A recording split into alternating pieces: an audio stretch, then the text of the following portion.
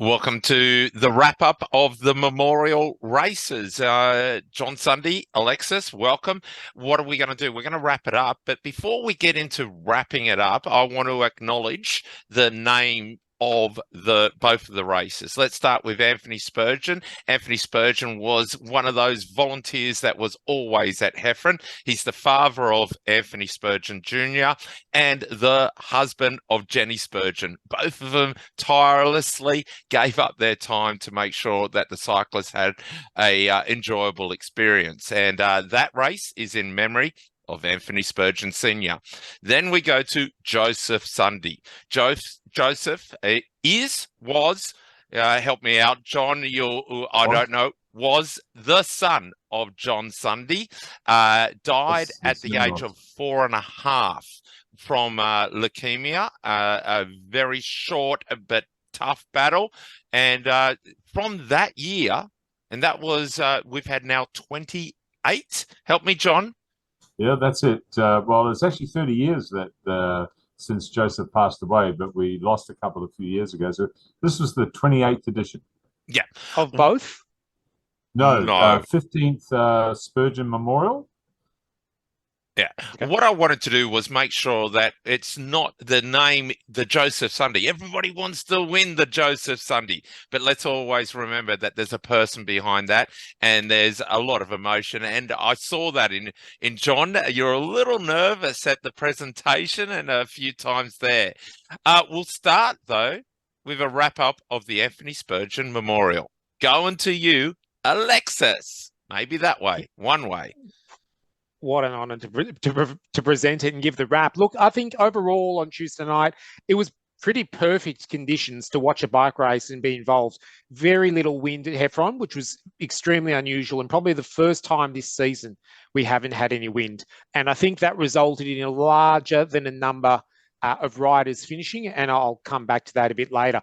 But I think this time round, B grade started with a fairly generous handicap, and they were also lacking those few of those riders who took the step up to race in the Joe Sunde Memorial.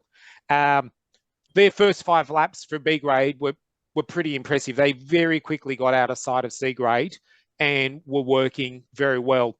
C grade, on the other hand, a massive grade, and I think they've talked about it in the past, lifters and leaners. And I think on Tuesday, there was about 10 people who were lifting and there was about 25 who were leaning on there. But I actually don't see that as a negative in a sense for C grade, because so many weeks, there's so few finishes. And I think Tuesday night was an example of where so many in C grade went, I can finish tonight. I just want to finish for 1 week. Let me finish. And so they were happy to do that on Tuesday night. But that meant that B grade came through with, I think it was about 5 or maybe 6 laps to go. They moved pretty effortlessly through the bunch and then were controlling the race and setting it up. I think everyone who was watching it and was involved knew with 3 laps to go, it was going to be a sprint finish. It was just a matter of which of the fast men were going to get up. And then young Luca Stevenson, I mean, he obviously listens to the podcast, listens here because he'll be listening this week. He'll be listening this week because, look, he took the advice of a C grader and a dessert buffet, and he just went early and went hard and shot out of the pack with 2 laps to go and was never seen again. I mean, incredible that a rider of 15 years old who's in his first season of Heffron had the confidence, I think, as well. Was willing to back himself with 2 laps to go to hold everyone off. And let me tell you, it was the entire crowd having to pull him down that finishing straight on the last lap, because in the end, maybe I was a bit further back. I imagine it was about 2 bike lengths. I think he did it in the end. And that's just a fantastic result for a rider, and really honouring the race and also giving us what we wanted. We had a solo breakaway and a sprint finish. I mean, we really couldn't ask for much more as for the Anthony Spurgeon Memorial. I think very quickly, so the top 3 in the podium, I think, obviously, Luca Stevenson, from Rowland, fantastic, amazing first season. One for him to remember. Second place was Lincoln Hay. He's had a bit of time off the bike, but he's back on representing the Sunny Coast.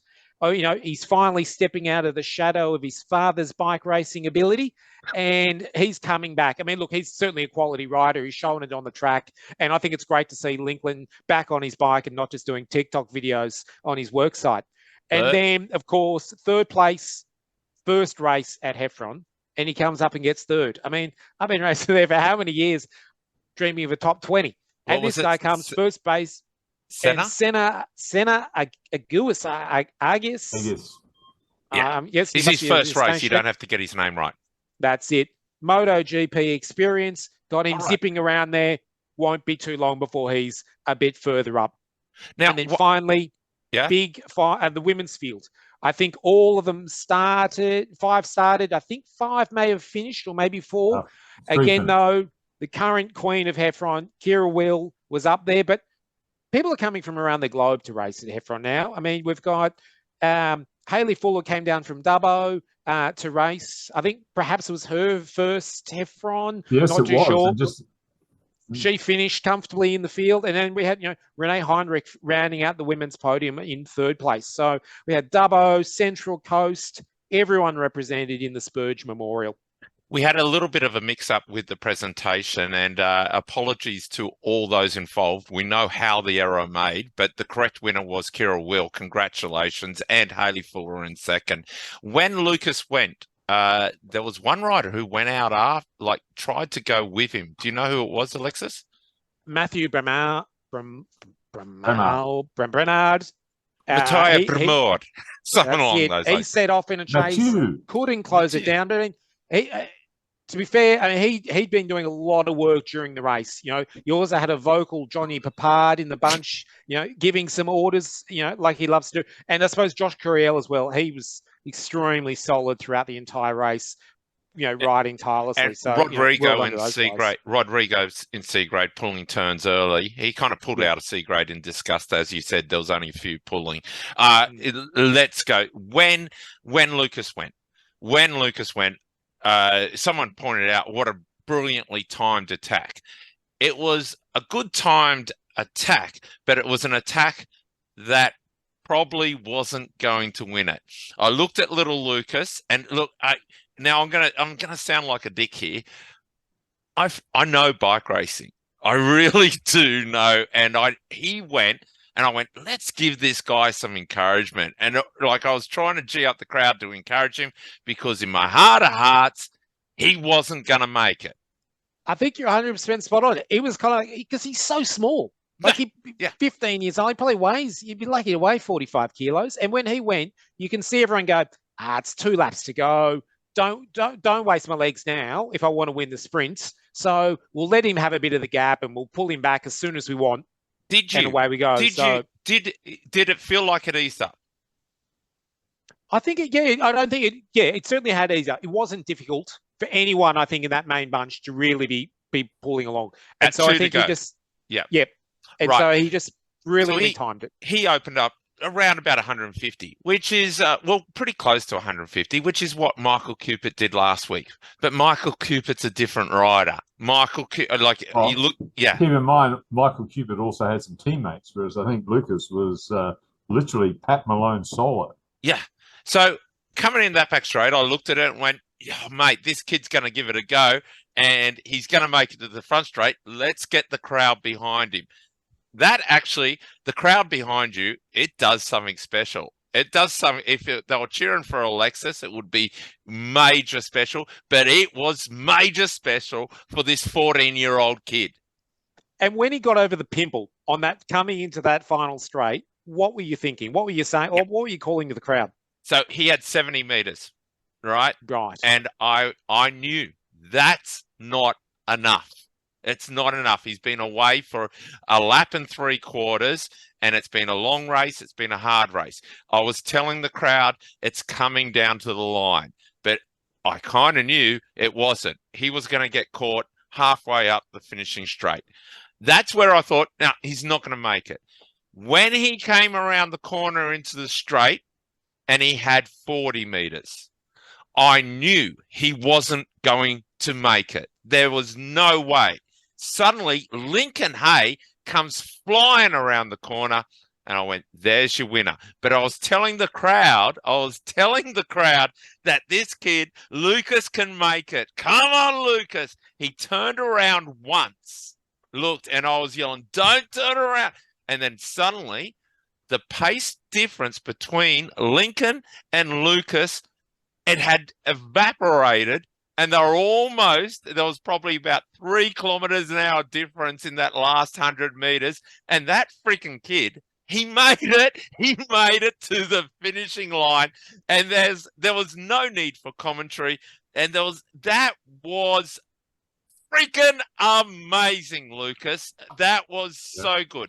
I've got to add this. I spoke to Lincoln Hay. I've been a great friend of Lincoln since he was half the age of Lucas.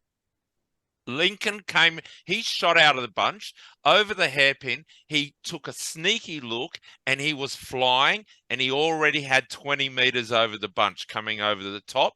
He looked at Lucas out in front and went, I've got this. I'm going to win this. He was thinking, and no offense to Lincoln, he was thinking one hand or two hands. He was just working that out. And then halfway at the straight, he went, oh my God, I can't get him. I can't get him. And I would have loved Lincoln to win, but I'm so glad he didn't win. I am so glad Lucas won. And John, you backed that. That was a win of ages. It certainly was. And if you read the headline in the this week's race report, that he rode himself into Heffron folklore. And I think that's unquestionable. And just a quick shout out to you too, Crafty, because I thought that call of yours in the last 2 laps of the Spurgeon Memorial was outstanding. And the rest of it was crap. The first 14 laps was shit, but the last 2 laps. The last 2 laps. You literally did have the entire crowd on their feet. And you had convinced me he was going to win. Had he not won, I think I would have started crying. I would have been so upset for him. I was so thrilled for him. Absolutely amazing. And just a quick little stat on Lucas. First year or first season at Heffron Park. Starts in C grade, gets some reasonable places in his first 4 or 5 races, and then all of a sudden he wins 3 in a row. Gets the promotion to B grade. This is only his 3rd B grade ride. And he's literally done a Mick Cupid and ridden away from everybody.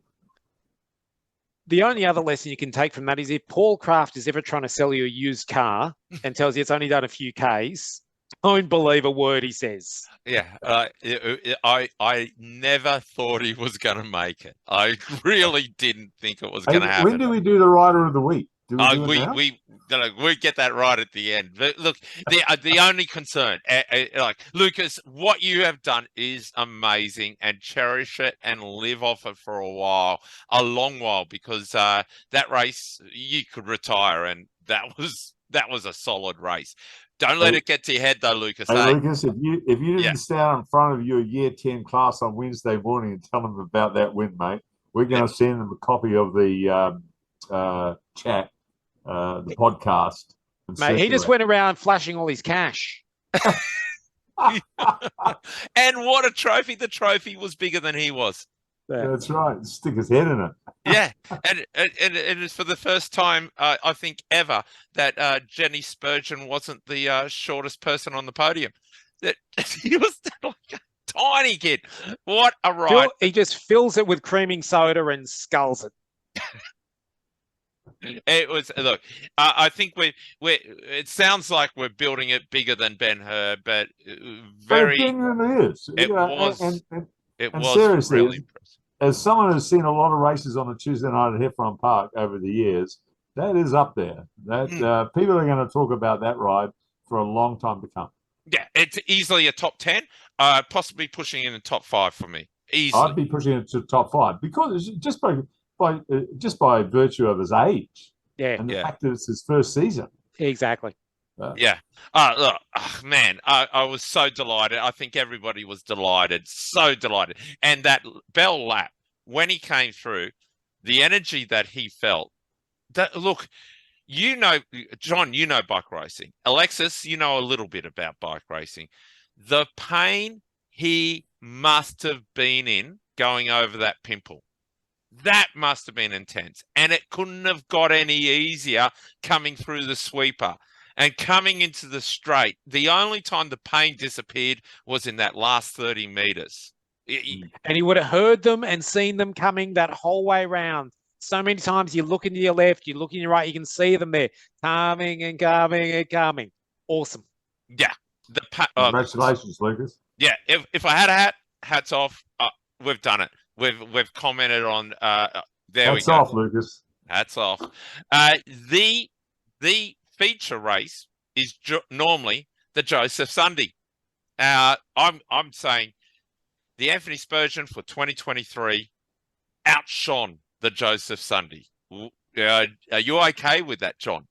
No, I'm fine. I agree with you because the 20 lap scratch race for A grade, and I might add, invited B grade riders, because of the conditions which Alexi just sort of alluded to, they weren't as tough as normal. So I thought that for the Joseph Sunde Memorial, about halfway through, I thought it was quite clear that it was going to come down to a big mano-mano sprint between the three key riders, which were undoubtedly Kurt Eather, Tom Bolton as the defending champion, and Jack Bennett as the defending champion, and Tom Bolton, who was the 2022 trophy race winner. But in the end, it was Kurt Eather very impressively. And I'm also add that that Kurt has now won both Tuesday night monuments, because he won the trophy race a couple of years ago in 21. So he's now got Jack's got both monuments to his name. Tom's only got one monument, so my bet is that Tom's name's going to creep onto that trophy in the not too distant future. Fingers crossed, certainly, because he certainly deserves it. He's been very, very omnipresent at all the races. John, the 20 lap race, was it a difficult race? Oh, well, if you consider all of the invited, or most of the invited B graders made it to the finish, in terms of just the sheer challenge of it, maybe not as difficult if it was a howling northeasterly. There was also quite a large bunch that crossed the line. You can see that in the list of finishers. I would add. Yeah, you go add. One My thing finger there, was I up think, first, though. Yeah. Well, yeah. I think the A graders were actually kind enough to ease up when I think they had about 4 laps to go, because the B and C were coming into their final lap, and A grade weren't far off making the catch. Okay. And I was thinking, oh my God, they're going to come through on the last lap, and this is going to be chaos. And then all of a sudden, I noticed that too, Alexi. Oh. And then all of a sudden, they actually, the gentlemen of the sport that they are, they actually eased up and allowed that gap and allowed B and C to have their final lap, particularly because there was still so many laps to go in the A grade race. It was actually really great. It was great to see as a rider and for safety. If they had passed, that whole conversation we had about Luca Stevenson would have been all about it. Even if he did what he did, it dissipated. Oh, you got a draft. You got this. Yeah. So, thank you, A grade, for being sensible, courteous, and empathetic. Yeah. Has anyone ever I said also that think about A grade? it was a combination of their alertness to how the closing laps were unfolding for the handicap race, but also that the race was largely dominated by ZCC and Case Park Up. So you had all the green and all the yellow riders. They were always going to wait for a sprint. But patrons of the peloton, allowing them to go, look, just everyone, let's just back off just for half a lap, let the gap go up, and then we're back on. It was good to see. Completely honest, I didn't actually see how close A grade were, because I was like, they were coming. I was freaked. This little kid, let's get him going, all right? But I want to say there were a number of attacks. There were a number of breakaways, and I can tell you right now, ZCC stand out. They really stand out. You can't freaking miss them. Like at one stage, there was a ZCC rider in the breakaway, and there was a rider on his wheel, and you couldn't see who it was because that kit is so freaking bright. It is so bright. I like it. I reckon it's so cool. A commentator's much better dream. than the break. Did you notice how many breaks Jeff Rickards was in. He was in almost every break there was. Yeah, he was. But if you speak to Phil Lucas, he'll tell you that he was in those breaks. And Dan Bonello was in those breaks. And Michael Cupid was in those breaks. The only ZCC who wasn't was Jack Bennett, and rightly so. Look, it came down to a sprint, and the top three, they showed. We do have the video. Is there anything else you want to add about the... I just wanted to add a couple of special mentions. Big shout out to Millsy. Yes. 4th across the line. So let's exclude the 3 20-year or 20-something sprinters who are undoubtedly the fastest, quickest guys at Heffron. There's a guy, he's about to turn 50 next week, that is still competitive and right up there. Same 4th last year, 4th this week, and he needs a special mention because if there's anyone who's sort of carved himself out a niche in the concrete at Heffron as the hard man of Heffron, it's Millsy. I'd also add to that, if you looked at his results over the last, however long it is, it would be very rare that it's a monument race and he's not in the top 5. Oh, well. Like, he just steps up every time it comes to the big race day. He certainly does. It wouldn't be a Sunday podium, a Joseph Sunde podium without Millsy. So, yeah, rock on, Millsy. And also, special thanks to Millsy's family.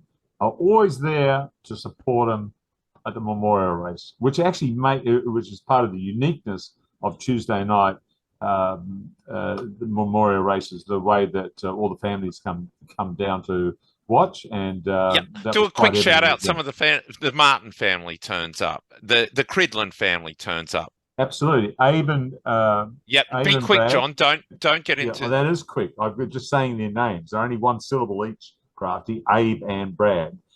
Never miss a Spurgeon Memorial. Abe did sneak up a couple of weeks ago for a tryout, and he told me he lasted 12 minutes in C grade. So he was very impressed after Tuesday night that he made it to 15 minutes. To the rest of the families that do turn up to support the Sunde family, thank you. We're not going to let John individually name you. We're going to move on to the video, and let's go. Right, we're on board with the rider of Tom Bolton. We've fast forwarded pretty much to the last lap. The video actually started 2 laps out, but it was quite a reasonable last lap. So we're getting into the action. He's found Kurt Eather's wheel. I think that's Miller on. Is that Miller on the right? Yeah, that's Chris Miller there on the. And in the right. Red, in the Will red. Kirkham. Right. Okay, let's go. Okay, and that in front of Kurt Eather, that would be his little brother. Or is it Ollie? No, I think it's Willie. Willie Heffron. Okay, So we've just gone through for the bell, and there's the ZCC, Jack Bennett. But have a look how far from the front they are. Yeah, I'm surprised at this. They're like 10 back.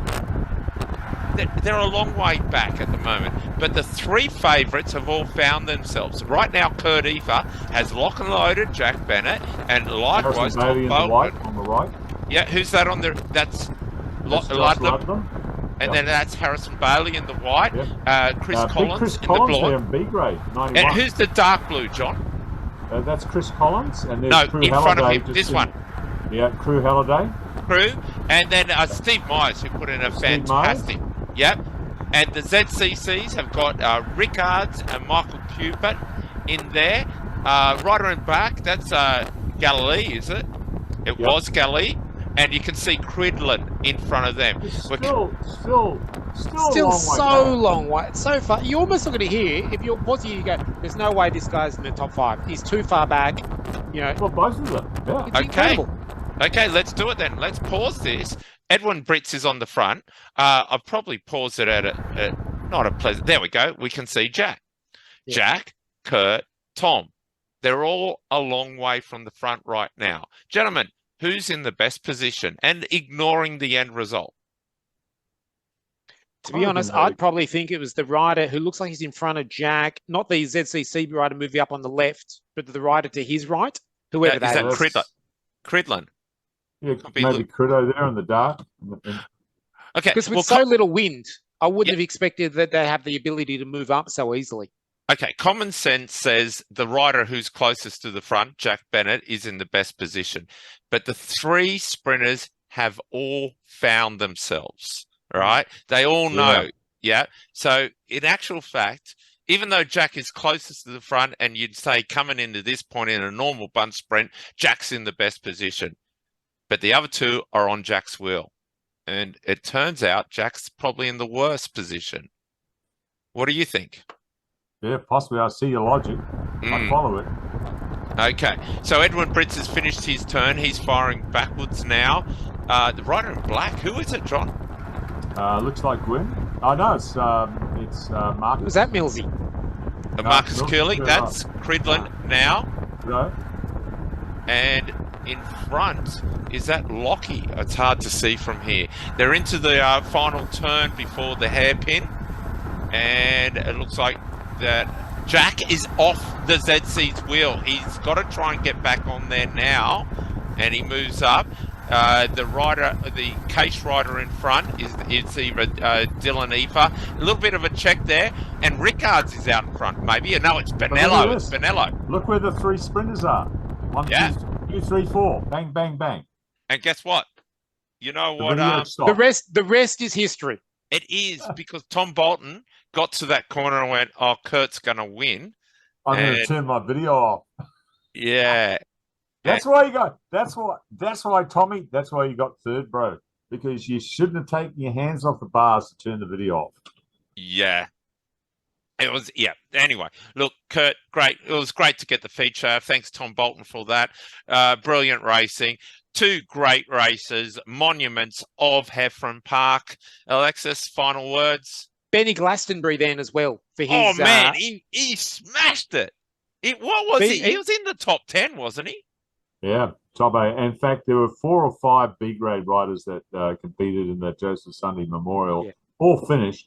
And sometimes you might see one finish, but in a monument scratch race, but not 5 of them. So shout out to Benny Henry Baird, Ben Glastonbury, Chris Collins, and Nick Costa.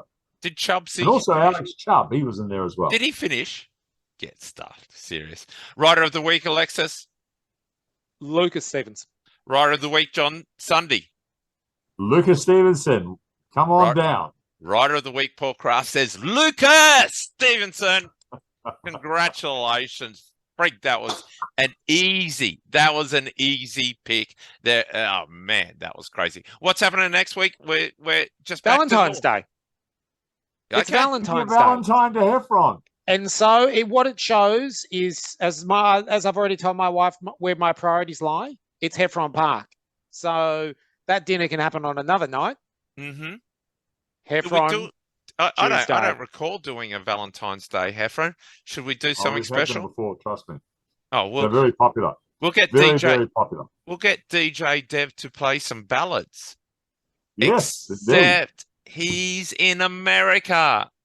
He's doing a gig in America. No, he's got a school camp. A school camp in America. You eastern suburbs people. What the frig is that? So next week is we resume our Sydney City Skoda Summer Series, round 4. And it's all locked up on the leaderboard, 10 points each for Tom Bolton and Jack Bennett. How do we get to round 4 when we've only had 2 rounds? That old chestnut. Let's call it round 3. What? That old chestnut. Counting.